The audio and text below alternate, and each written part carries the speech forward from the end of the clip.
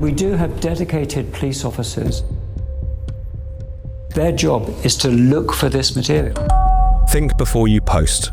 Those were the words screamed out by government social media accounts threatening to lock up people for hate speech as riots swept the United Kingdom in the summer of 2024. Keir Starmer said today laws governing social media will be reviewed. To those who hadn't been paying attention, it offered a stark insight into a supposedly liberal, democratic nation that has come to police speech as much as, sometimes even more so, than actual violence. I knew then they're trying to stitch us up. Oh, government, they don't like any kind of dissenting voices. We do have a special relationship with our friends in the UK, but we also know that there have been infringements on free speech. That is something that we'll talk about today at lunch. We've had free speech for a very, very long time in the United Kingdom. We're very, very proud of it. We will protect it forever. Inciting racial hatred, inciting religious hatred, grossly offensive online communications. Over recent decades, Britain has written one new speech crime after another into its statute books. For centuries, Britain was a bastion of democracy. Today, it's become a bastion of censorship. This is in relation to some comments that you've made on a Facebook page. 12,000 people arrested for things they posted online. You get the knock at the door from the police. You better have a damn good reason for being here. How many views are here? It's about 4 or 5 of us. Yeah. We had a house full of police officers. This genuinely could happen to anyone. The police have been captured by radical progressive ideology. Things are getting worse all the time. So they have all taken a knee. At least 30 people a day are now arrested for social media posts. It's just very shocking. I was crying at points. This is a film about some of those speech criminals. I went over to Iraq. You were there during the initial invasion. I was scared. What on earth? How is this happening? And how Britain fell to a new form of censorship. The co-creator of the TV comedy show Father Ted, arrested at Heathrow Airport in the UK over past social media posts. Do you think that we should be much more concerned about free speech under a Keir Starmer government? His instinct was to come out and say, be careful what you tweet. They tried to shut the conversation up on the illegal migration. So you're happy for me to have your phone and we get going straight away? No, I'm not happy for you to have your phone. All right, hang on. You'll have it. 6 police officers, 3 vehicles, terrify our daughter, terrify our neighbours. She did say to me, I think they'd keep me in for 100 years if they could. Are we going to be charged? Are we going to end up in court? What's going to happen to the children? And I had to sing a happy birthday to her down the phone. And yeah, that really hurt. Officers chasing tweets. Free speech crisis in Britain today. Orwellian nightmare.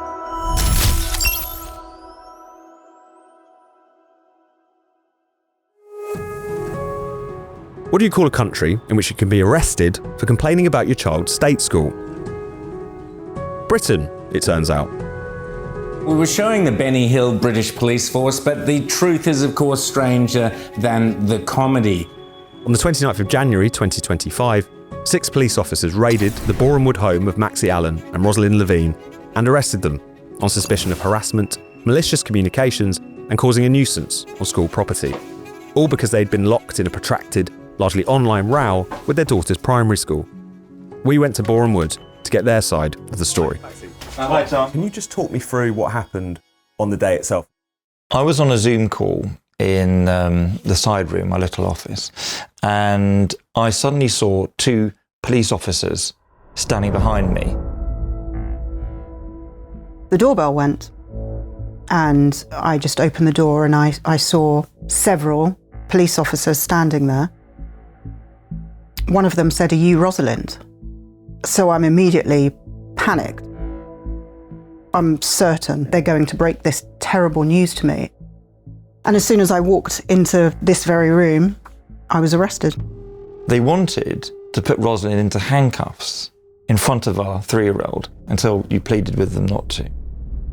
They then called my mum, who came over to collect Francesca, and then they said to me, "We're going to search the house." They took my phone away and they arrested me. One of the police officers began to read a list of grievances, including things like sending emails to the wrong person. And also the other thing the police read out to me was slander. Now, slander is not a criminal matter. In total, 6 police officers came to our house in 3 police vehicles. It was the kind of operation you would associate with raiding a terror cell. To describe it as Kafkaesque is a massive understatement. I was then taken away, put into a police car and driven to Stevenage. Sitting in the back of the police car, driving down the A1, I felt like I was in a terrible nightmare. And I couldn't believe what was happening. They took my mugshot, fingerprints, a DNA swab. They took my shoes to do shoe prints. It was a mixture of puzzlement, surrealism, and terror. I think I was put in a cell at about 1 p.m. They took my watch away. And when you're sitting there looking at four walls, you lose this sense of time. And I'm sitting there thinking, how on earth has it come to this? What am I doing sitting in a cell? When I got my one phone call, I called my mum. I managed to speak to my daughter. And then we didn't get home till about 1:30 in the morning. My immediate thought was the children. And I went upstairs to check on them, to find them holding hands, asleep. It really broke my heart because I just thought they must have been scared. Let's track back a bit to the cause of all of this. Kind of protracted disagreement between yourselves and your daughter's primary school. In November 2023, there was a vacancy for a new head teacher. The governors were meant to get on with the business of appointing a new head teacher. Instead, they appointed the deputy as acting head and in perpetuity, with no explanation about why they were ignoring government guidance, with no explanation of what their plans were. The chair of governors refused to answer any of those questions. A lot of parents were talking about why this was happening and what was going on. So I wrote to all the governors and tried to up the ante a bit. I copied that letter into our private parents' WhatsApp group. And then on the 12th of July, 2024, we received a letter attributed to the chair of governors. The letter was a list of reprimands against us for talking about the head teacher recruitment process on WhatsApp groups. We thought this was completely outrageous. I couldn't believe that they were telling grown-ups what they can and can't talk about on WhatsApp. 2 days later, they banned us from the school. And this is particularly significant because of the fact that your daughter, Sasha, has epilepsy, has various other needs. So how do you manage that? You're now banned from the premises. Well, that was our main concern. There were times where we were called from the school because she'd had a seizure and we'd have to come in. But we wouldn't be allowed to do that. So this had serious implications. We were not allowed to call the school. So if she was going to have a day off, if she was sick, we'd have to send an email. If there was an issue with swimming, she can't be in the water by herself because if she has a seizure in the water, she can drown. I would have to send an email. And you very quickly rack up emails when that's the only way for you to communicate. We were then reported to the police for emailing too much. Am I right in saying, Rosalind, that at one point you even kind of quite prophetically foresaw what would happen? We started talking about it in our WhatsApp group. And I jokingly said, hello, 999. Somebody said something mean about me in a WhatsApp group. Please, can you go and arrest them? And it wasn't long after that I was actually arrested. So, yeah, I kind of predicted my own fate there. Somebody thought that it would be a good idea to screenshot everything I was saying and everything Maxie was saying. The acting head, she was reading all of these messages and she would show it to the police. Looking back through the WhatsApps, the spiciest comments we can find are you calling one senior teacher a control freak. And calling them a control freak seemed to be quite accurate. Yeah, well, that's why we said it. And saying of the chair of governors, she doesn't know much about anything. There were no threats, there was no obscene language, there was nothing of an inciting nature. I cannot fathom how a police officer read those messages and thought, yeah, we need to go and arrest these people. So I asked the detective in the interview, what have you got that you have deemed malicious communications? And the response I got was, well, I don't know. We haven't looked at all of the evidence yet because we've got a big folder. I was like, okay, you're interviewing me and you haven't looked at the evidence. You don't know what I've sent that's malicious. And I just said to him, okay, when you've finally gone through it, I look forward to knowing what you think you've got that's malicious. You'd already had a previous visit from one police officer. I think he advised that you take Sasha out of the school, which you then did, and yet still this process seemed to continue. The police constable said to me, "Why don't you take Sasha out of the school?" What's that got to do with the police constable? The investigation goes on for a period of about 5 weeks. What is it like sitting just waiting to find out what's going to happen? It was a horrible, horrible period because you've got all that time to think about all the what ifs. Mm-hmm. What if we do get charged? What if we end up in court? What if we're found guilty? All these what ifs. I think that was the worst part, the not knowing what could happen next. And then I was out with a friend one evening and my phone rang. He said, "I'm closing the investigation because there isn't any evidence of any of these crimes." I was so relieved. They still haven't given a proper explanation for what exactly went wrong or why. It shook my faith in the Britain I thought I lived in. I mean, it sounds like an exaggeration, but it does feel like North Korea, that by your dealings with a public authority, that you get nicked. I never imagined that could possibly happen. There were questions asked in the House of Commons. They were able to send 6 officers to get themselves involved with a dispute with a local school. Even Yvette Cooper, the Home Secretary, had to say something about us. There was a couple who were contacted by the police about what had happened in a school WhatsApp group. You were a bit worried that the police are getting a bit heavy-handed. It was so ridiculous. Surreal. We've had an opportunity to tell our story. And many people who things like this happen to have not had that opportunity. It makes you wonder how many times this actually happens and we don't know about it. In a statement, Cowley Hill Primary School told us it sought advice from the police following a high volume of direct correspondence and public social media posts from 2 parents, as this was becoming upsetting for staff. We are always happy for parents to raise concerns, but we do ask that they do this in a suitable way. Hertfordshire Police have not responded to our request for comment. So just how common are stories like this?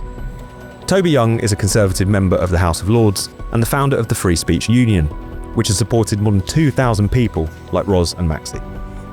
Good to see you. So Toby, we've just got finished speaking to Maxie Allen and Rosalind Levine. How common are cases like this? Increasingly common is the answer. There was a piece in the Times which found that over 12,000 people had been arrested in the previous year for just 2 speech offences, Section 1 of the Malicious Communications Act and Section 127 of the Communications Act. Only about 10% resulted in conviction. People were taken down to the station, interviewed, but in the end not charged. That works out at over 30 people a day. So the police are becoming more and more zealous about arresting and investigating people for committing speech crimes, but curiously, those people are not more likely to be prosecuted. And where is that zealotry coming from? Because clearly they're going above and beyond actually what the law requires. Now, why is that, do you think? I think it's partly because the police have been captured by radical progressive ideology. They buy into the concept of intersectional oppression. The real purpose of the Police with Pride car is to give our communities confidence to report any types of crime, but in particular hate crimes. You can report hate crime directly to West Midlands Police using the web chat facility. As we approach this Hate Crime Awareness Week, we are renewing our pledge to stand up to hate in all its forms. They see their role now not as preserving law and order and protecting innocent people from criminals. They see their role more as protecting these vulnerable, historically marginalised groups. One thing that the Free Speech Union have been instrumental in campaigning against is this collection of non-crime hate incidents. Even if something hasn't risen to the level of a crime, the police will still record these incidents. It often just involves speech. That's very dystopian development we've seen in British policing. It partly dates back to the Stephen Lawrence case. A young black man is murdered. The police thereafter felt they really should be recording incidents of harassment and bullying, particularly when motivated by racial hatred, because it could lead to a serious crime, and they needed to be aware of an escalating series of episodes. And can you tell us a bit about the Harry Miller case? So I think this is a really important case in all of this. A former police officer is celebrating what he's called a massive victory for free speech. Harry Miller put a verse, a kind of scatological verse about trans women on his X account. A trans rights activist reported him to Humberside Police. The police officer told him he should check his thinking. And Harry took Humberside police to the High Court. The judge concluded that the police had been acting like the Stasi. The reason they're so zealous about clamping down on fairly low-level incidents, they think we need to do this. We need to nip this process in the bud before it gets more serious. One case which the Free Speech Union got involved with, they were all 14. And the forfeit was, if he lost the bet, he'd have to bring a copy of the Quran into the school playground. He lost the bet, he bought a copy of the Quran. His friends started kind of jostling him, and the copy of the Quran got knocked onto the kind of asphalt. Word got out that the holy book had been desecrated. A mob formed at the school gates. His mother had to appear before this kind of kangaroo court at the local mosque. Any Muslim will never tolerate the disrespect of the Holy Quran. Police kind of didn't investigate all the death threats that this poor kid and his mother received. Free Speech Union wrote to the police and said, you really shouldn't have recorded this as an NCHR. You've got to delete this from these children's records. Is there something political about all of this? Because you can't help but notice that a lot of the people who are finding themselves arrested, dragged through the courts, in some cases even actually put in jail, they tend to kind of grate against the grain of progressive opinion in one way or another. Am I being paranoid? Was there something of a political? No, I think that's right. I mean, there's unquestionably a kind of element of two-tierism when it comes to who's prosecuted. We're going to end two-tier policing, sir. Senior politicians, people who work in the security services, people who work at the College of Policing. Generally, there is this, I think, rather dystopian view of multicultural, multi-faith Britain. And they think that if people are allowed to express how they really feel about mass immigration, about the shortcomings of our society, the whole thing will just go bang. Even though they claim to be defenders of multiculturalism and talk about diversity being our strength, all of that is a kind of rhetoric that they no longer really believe. Allison Pearson is a columnist for the Daily Telegraph, one of Britain's largest conservative newspapers. On the 16th of November 2023, as anti-Israel protests erupted across Britain, Pearson happened upon a post on X, which appeared to her to show police officers posing at a demonstration with Hamas supporters. Invited to pose for a photo with lovely, peaceful British friends of Israel on Saturday, police refused. "Look at this lot, smiling with the Jew haters," she tweeted. In truth, the activists who the police were standing next to were supporters of a Pakistani political party, not Hamas. Pearson soon realised her mistake, deleted the tweet, and thought nothing more of it. 1 year later, she received a knock at the door. It was the police.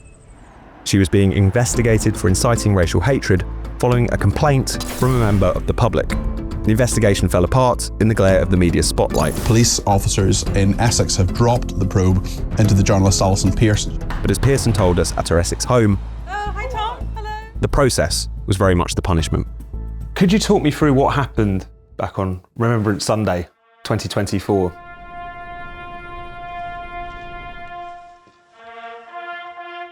It was Remembrance Sunday. I just got out of the shower, had all my dark clothes laid out. Actually had my my junk shop fine poppy brooch, so that was ready to go.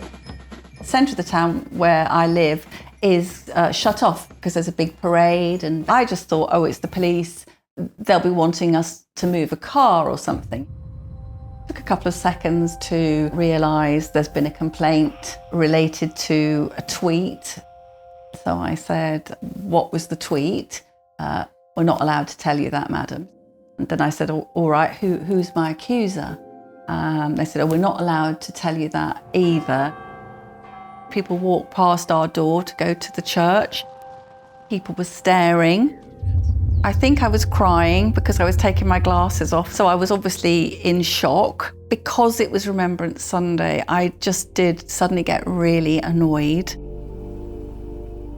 I said, do you know what it is we're commemorating today? I said, there are hundreds of thousands of young men, the age you are now, both of you, who sacrificed their lives so that British people wouldn't live under tyranny. And what do you think they would think of you turning up to the house of a journalist on Remembrance Sunday? I think there was a lot of staring at their iPads and their shoes. They also then said, you could come for a voluntary interview to the police station. There's nothing voluntary about that interview. If you don't go or if you don't volunteer to go, they can come back and arrest you. Now, knowing about many other cases, I should consider myself pretty lucky. If they had come into the house, they would have immediately seen the very Brexity bookshelf. So I would have been. I've had a peek myself there. They're very incriminating. Very, very worrying. Julian Fawkes, he's a former special constable, and he was detained at his home by 6 officers, a little bit concerned about the, quote, very Brexity things that they had found in his home, including copies of The Spectator magazine and books by Douglas Murray. You said there that you were one of the lucky ones because you weren't arrested, which of course is true, but at the same time, it's not nothing. The two parts of your brain are doing the same thing simultaneously, because one part's saying, this is ridiculous. What have I done to justify or to merit this kind of investigation? But then the other half is slightly panicking and thinking, I'm under police investigation. That's your last thought before you go to sleep, and it's your first thought when you wake up. We couldn't find out what my offensive tweet was, but Essex Police, they appear allegedly to have leaked it to The Guardian. So we think it was a tweet dating from after the October the 7th Hamas massacres in Israel. With a little group of British Friends of Israel, we had been at the Winston Churchill statue. We invited the police to join us for a selfie. They declined, and then I saw this photo of what looked like the pro-Pal marchers posing with the Metropolitan Police. And I just said, they don't want to pose with British Jews and their friends, but happy to snuggle up to the Jew haters. Somebody alerted me that the photograph that had been retweeted was not the Metropolitan Police. I believe it was Greater Manchester Police with another group, an Islamist group. The tweet itself, it was deleted relatively shortly afterwards. And Essex Police, when they do get a hold of your case, really seem to grab onto it with both hands. There was a report, I believe in your own newspaper, of them setting up one of these gold group commands, which is usually reserved for responding to some kind of terrorist incident. You've been in my house, you've seen the piles of Semtex, Yeah. the AK-47s against the I didn't want to mention it, so I'm glad. Absolutely ludicrous. It's quite scary that they've done this. The line from the police is that the CPS informed them that there was insufficient evidence to proceed with any prosecution. Talk me through your reaction to that, because it must be a tremendous relief, but also a bit bittersweet. I was almost crying, and I was elated, but also crying with relief. I just found out I was about to go and give a speech. I now appear to be a non-crime, non-hate, non-criminal. It's a great moment to go out on that stage and to punch the air and to say, yes, thank goodness. But that still doesn't take away, does it, from the fact of what is happening in our society when that sort of overreaction can become the norm. There was a police report that was commissioned by Essex Police, which said that the 2 officers had behaved towards Mrs. Pearson in an exemplary manner. I don't care if they bought me a box of chocolates. They were not supposed to be there, right? The Telegraph spoke to many leading KCs, a couple of judges, and they said the tweet, if it was the tweet we think it was, didn't come anywhere near the threshold for a criminal investigation. Essex Police said it would be inappropriate to comment on Pearson's case while legal proceedings remain active. This refers to Pearson's ongoing legal action against the force. We then moved on to the imprisonment of Lucy Connolly, which has become the iconic speech crime case following the horrific Southport riots. On the 29th of July 2024, 17-year-old Axel Rudacabana walked into a Taylor Swift-themed dance class in Southport with a knife. His arm over there, mate. Yeah. He stabbed 3 young girls to death and injured 10 others. How many more children?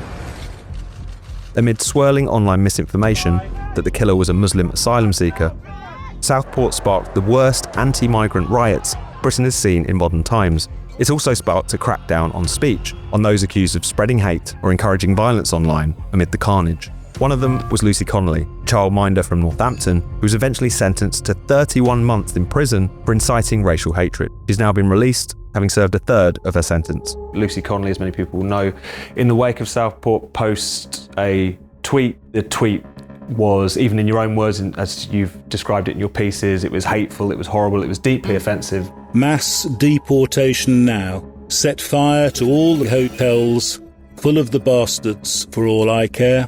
What a lot of people are criticising, though, is the sentence that she was given, 31 months in prison, which is even in excess of some people who actually took part in riots. In 2011, Lucy lost a child to huge medical negligence caused by the NHS.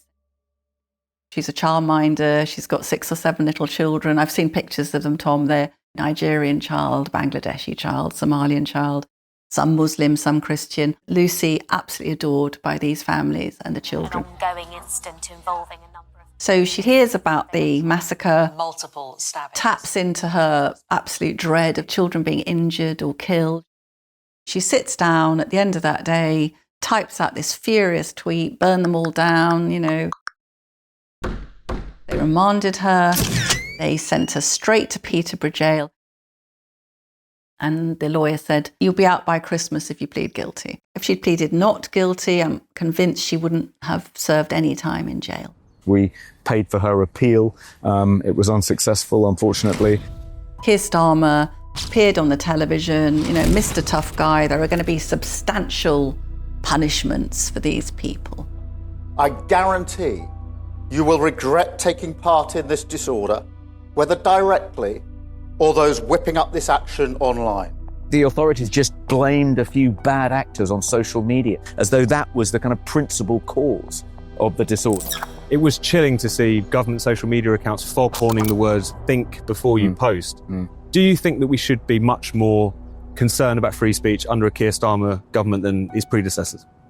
Yes, I do. How did we end up in a situation where the police are so much more concerned with speech, even admittedly deeply unpleasant speech, rather than the kinds of violent crime that we all agree they should be focusing on? If you wanted to be cynical, it's a lot easier to sit with your mug of tea and your hot pack of hobnobs, isn't it, and scroll through Twitter looking for offence than to go and confront some really nasty drug dealers.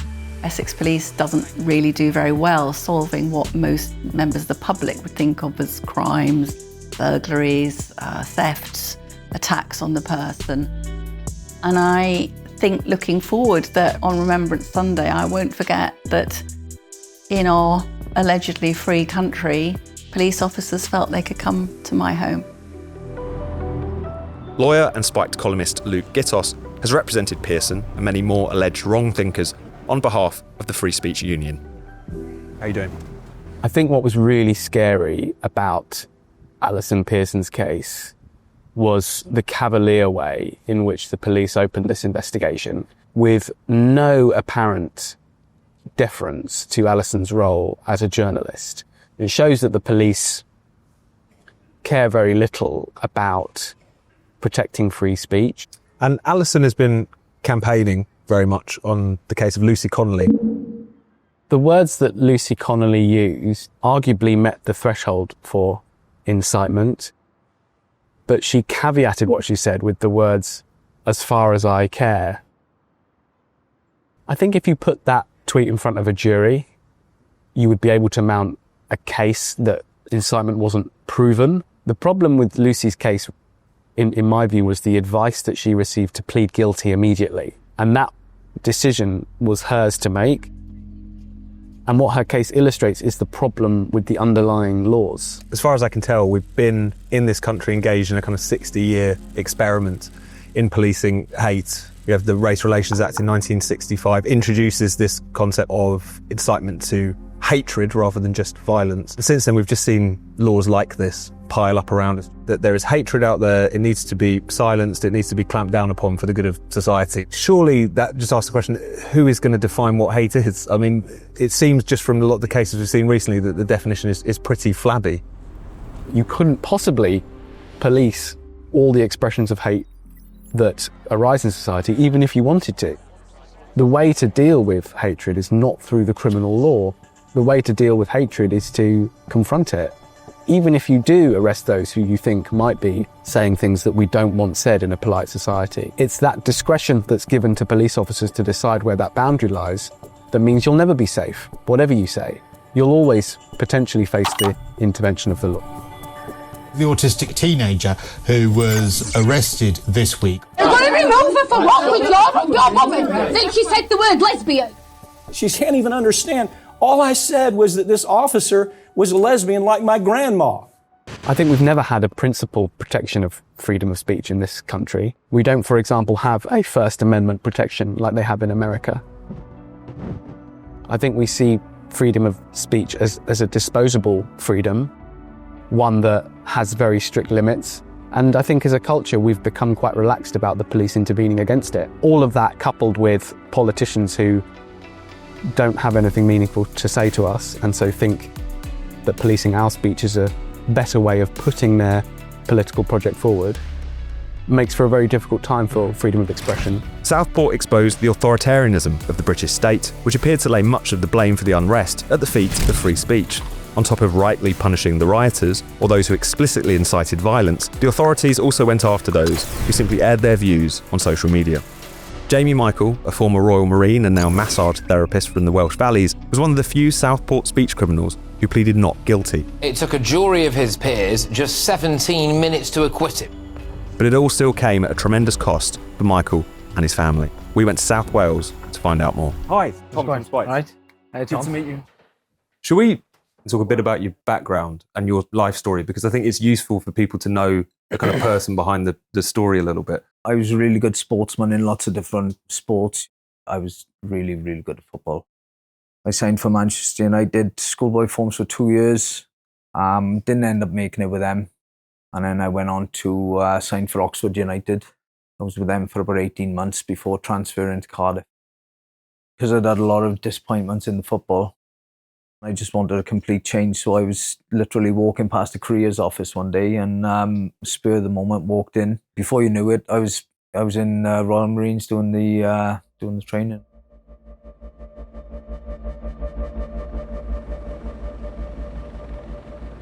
I went over to Iraq. You were there during the initial invasion? Baghdad was starting to get bombed, and then we just followed in. Target 15. We were fighting against the Iraqi army then. It wasn't all the kind of guerrilla warfare that followed it. I'd say every probably 2 to 3 days you end up being in a firefight. Before that, obviously you just shoot at targets, but then you're shooting at people. I think I suffered a bit of post-traumatic stress afterwards.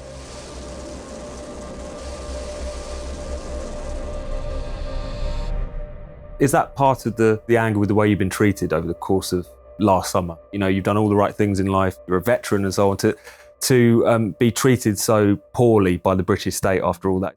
I was willing to put my life down on the line for this country on many occasions, and then for making a video trying to get some safety in place for our children, then I was punished so heavily. And that same government that sent us to war was then sending me to prison for trying to protect children. So that really hurt. And it was crap. We should talk about the Facebook post with the video that you put up. 2 days after the Southport massacre, Jamie recorded a 12-minute video and uploaded it to Facebook. It was raw, angry, and by his own admission, clumsily expressed. He wrongly said that the killer, Rudy Cabana, was not born in Cardiff. He inveighed against out-of-control migration and the, quote, scumbags that are coming in, unquote. But he explicitly disavowed violence and called for public meetings about safety. With the current situation, I would say that we even need security on schools now at the moment. I talked about my fears of illegal immigration. We're hearing a lot of them are coming here that are criminals. More and more of these people come and they get spread amongst our communities. So I called on the police, I called on the councillors, I called on the MPs to do something about it. I'm talking about doing things the right way, getting in big groups, having meetings, and going to the council, going to the police, and going to the politicians. You're very specifically talking about illegal migrants. I've got no issues at all with migrants or thing, but it's the illegal ones that are coming here. Yeah, that's my concern. Tell me about the arrest. Just kind of walk me through it. I had a phone call and My girlfriend said the police have been here and they're looking for you. She had told them where I work. They were standing down the bottom in the car park. I asked them, was everything okay? Okay, boys. I activated my camera. I walked down the steps towards him and I said, look, I'm just filming for my own safety and evidence. And then he went on to tell me that I was being arrested. The time is 12:55 and I'm arresting you on suspicion of indecent racial hatred. Which isn't actually a crime as far as I can tell as well, so yeah, the police don't always know the law in this. Yeah, it wasn't even the right charge. What is the racial thing? I need to know the racial... I've given you the circumstances, right? We'll get to the bottom of it in custody, all right? In custody? Yeah. For how long? It won't be for long, right? Be an interview. I'm working. I know, but you become rough for that reason, all right? So you're happy for me to have your phone and we get going straight away? No, I'm not happy for you to have my phone. All right, hang on. Right, well, I'll take it, you'll have it. As soon as I got to the front desk in the police station, they told me it was a maximum charge of 7 years. I was like, 7 years? I was just in disbelief, so I asked for a duty solicitor, and the duty solicitor was telling me that they're trying to take parts of my video, make out that they're causing racial hatred. And I was asking him which parts, and he was saying he couldn't really tell me because the video that was uploaded to this portal for the evidence, it wasn't working, it was buffering. I was a bit like, well, surely you have to see the video. And he was telling me that, no, he couldn't see the video. And did you have a client here when the police showed up? I was just doing a bit of sponsorship for him because he had a fight coming up. He was actually the bare knuckle boxing champion of the world. So if I wanted to kick something off, I was with the right guy. So there were the 3 days in police custody, and then subsequent to that was also 17 days. You also following that, I got remanded then in the courts because the judge said that I was likely to cause further incidents or whatever. My solicitor was saying, look, if you go guilty, you're going to have a third off straight away. And I said, I'm not going guilty. I said, I haven't done nothing wrong. When I was in jail, it is what it is. It's not a very nice place. And being in the military, you live in them kind of conditions, the bare minimum in there. Yeah. And so that wasn't really a problem. But it was my biggest struggle was thinking about my little girl. My little girl's autistic. I ended up having to sing happy birthday down the phone.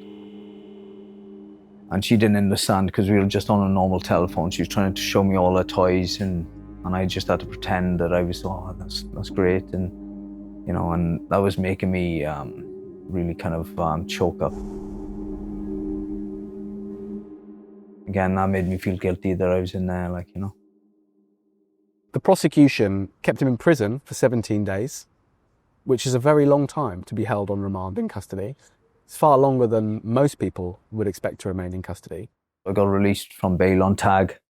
They released me on tag with a curfew, and the Free Speech Union had already been contacting me because they got on my Facebook. And in my first meeting with them, they literally couldn't believe that I had a tag on. They said, tag for an online offence. They were shaking their heads, so they got that tag off me within a week. They were brilliant. I understand that the Free Speech Union felt you had a very strong case, but I imagine that's quite hard to believe fully. I knew that I hadn't done anything wrong, so I thought if this goes to a jury, then they're going to see it for themselves, and they did in the end. Yeah.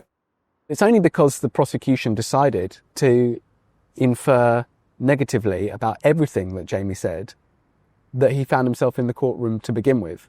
Jamie and I went through line by line. He was able to very clearly explain and express precisely what he meant, which had nothing to do with stirring up hatred. It had to do with being extremely worried about his family, about his community, and about the threat that certain individuals pose. I honestly think if I had the Free Speech Union at the police station, I think I would have walked up that police station. The duty solicitors didn't talk about my free speech rights at all. He was actually saying, look, if you'd said this a couple of months ago, you'd probably have been all right, but it's different now. And I said to him, what do you mean? I said, the laws haven't changed. I said, we just had a new government and he's gone like that. And I thought, what? And one thing that came out during the course of the case was who had originally made the complaint in the first place. During Jamie's trial, it emerged that someone working for Buffy Williams, a Labour member of the Welsh Parliament or Senedd, was the one who had reported him to the police. When you found that out, did that just make it feel like even more sinister that it was basically a kind of politician She was responsible for reporting all 3 of the boys round here when it wasn't just myself. They got given 3 years, but they took a year off for going guilty at the first plea. They tried to make an example out of us at the time to shut the conversation up on, in my opinion, to shut the conversation up on the illegal migration. South Wales Police told us a comprehensive investigation into this matter was carried out, stressing it is committed to ensuring that all investigations are conducted with integrity and transparency to keep our communities safe. The Crown Prosecution Service insisted it is not an offence to have strong political views, but we will consider all cases handed to us by police where it is viewed conduct may have strayed into criminality. We do this independently of police and government. We respect the jury's decision. Buffy Williams, the Labour member of the Welsh Parliament for Rhondda, had this to say. Senedd Security strongly advises all politicians to report any posts that specifically mention politicians and could be interpreted as threatening. This case has been handled no differently from any other brought to my office. What we saw in the aftermath of Southport was a political class who used the law to send a message. We will use the law to show you what the proper response to this is. You were in jail for 17 days. It takes a jury 17 minutes to acquit you. I came outside, grabbed a coffee, and I was speaking to my solicitors, asking him how long do these things usually take. He was explaining to me what a hanging court is, if there's split decisions and all that, and it could go on for days and days. And next thing we got called in, I hadn't drunk my cup of tea. I think the jury, in Jamie's case, they did the equivalent of throwing the book back at the prosecution, acquitting him in 17 minutes. The same number of minutes as days that he spent on remand in custody. The judge said, it's got to be quiet and all that, and when they said not guilty, we all bloody, everyone behind me shouted, yes! So I just remember just going, I just think, I don't have to wake up every morning thinking, what if this, what if that, and I was so lucky because I had the whole community back me as well. I don't really feel let down by our government, big time.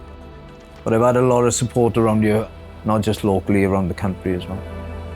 Had Jamie Michael been successfully prosecuted, you would have basically been telling a huge portion of the British public that their opinion was tantamount to a criminal offence.